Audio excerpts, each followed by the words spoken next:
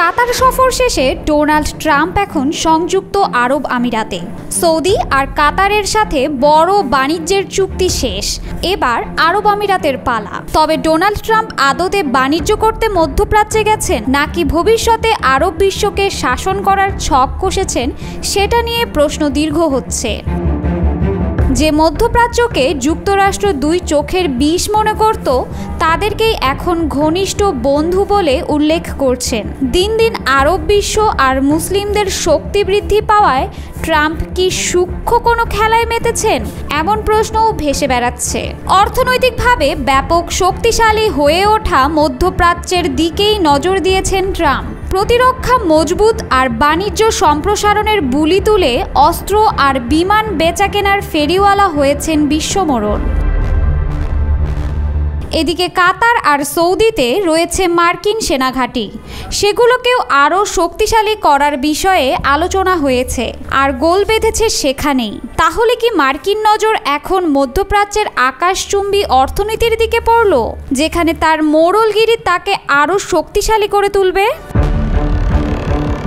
Saudi আরবের সাথে প্রায় $142 বিলিয়ন অস্ত্র চুক্তির পর কাতারের সাথে $200 বিলিয়ন চুক্তি করেছেন মার্কিন প্রেসিডেন্ট ডোনাল্ড ট্রাম্প। এবার যুক্তরাষ্ট্রের বোয়িং কোম্পানির কাছ থেকে 160টি বিমান কিনবে কাতার এয়ারওয়েজ। সংবাদ সংস্থা AFPর এক প্রতিবেদনে বলা হয়, বুধবার কাতারের রাজধানীর দোহায় এই চুক্তি সই করেন ডোনাল্ড ট্রাম্প ও কাতারের আমির Sheikh Tamim bin Hamad Al Thani. চলমান মধ্যপ্রাচ্য সফরে সৌদি আরবের পর কাতার সফর করেন মার্কিন প্রেসিডেন্ট ডোনাল্ড ট্রাম্প। ট্রাম্পের কাতার সফরের মাধ্যমে এই প্রথম কোনো মার্কিন প্রেসিডেন্ট কাতারে আনুষ্ঠানিকভাবে রাষ্ট্রীয় সফর করলেন। মার্কিন প্রেসিডেন্টের নিরাপত্তার দিকেও কাতার সর্বোচ্চ নজর দিয়েছে। কাতারের আকাশে পৌঁছানোর পরই ট্রাম্পের বিমানকে কাতারের সামরিক জেট যুদ্ধ বিমানগুলো নিরাপত্তা বেষ্টনীতে নিয়ে নেয়। চুক্তির পর ট্রাম্প জানান, চুক্তির মোট মূল্য $200 বিলিয়নেরও বেশি। এর মধ্যে 160টি প্লেন রয়েছে। তিনি বলেন, এটি $200 বিলিয়নেরও বেশি, কিন্তু প্লেন হিসেবে 160টি। দারুণ ব্যাপার। এরপর তিনি বোয়িংয়ের CEO কেলি অর্টোবার্গের দিকে তাকিয়ে বলেন, এটা তো রেকর্ড কেলি, তাহলে বোয়িংকে অভিনন্দন।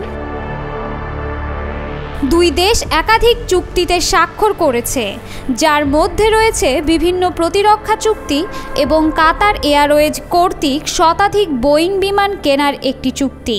$9,600 কোটি চুক্তির আওতায় কাতার এয়ারওয়েজ বোয়িং 787টি ড্রিমলাইনার ও 777X সিরিজের মোট 210টি উড়োজাহাজ কেনার পরিকল্পনা করেছে। এছাড়া কাতারের আল উদিদ বিমান ঘাঁটি এবং অন্য আকাশ প্রতিরক্ষার সক্ষমতায় $3,800 কোটি বিনিয়োগের একটি ইচ্ছাপত্রও স্বাক্ষরিত হয়েছে। ট্রাম্প প্রথমে বলেছিলেন, এই চুক্তির আওতায় 160টির বেশি জেট বিমান কেনা হবে, যার মূল্য $20,000 কোটি।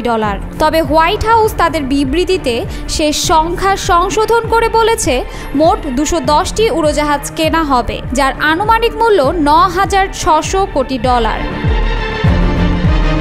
কাতারের আমির Sheikh Tamim bin Hamad Al Thani বলেন, ট্রাম্পের কাতার সফরের মধ্য দিয়ে দোহা এবং ওয়াশিংটনের সম্পর্ক এক নতুন উচ্চতায় পৌঁছেছে।